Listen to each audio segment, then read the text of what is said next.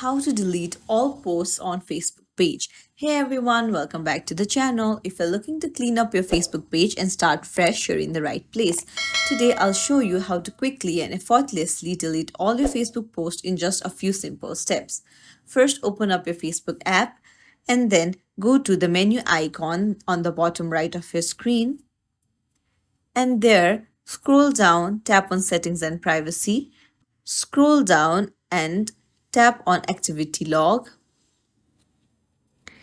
There, tap on your Facebook activity, scroll down, tap on manage posts, and all your posts will appear here. You just have to click on the trash icon,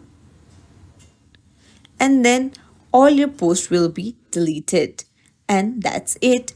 If you found this tutorial helpful, don't forget to like and subscribe to our channel for more helpful tips and tricks. Thanks for watching. See you in the next video.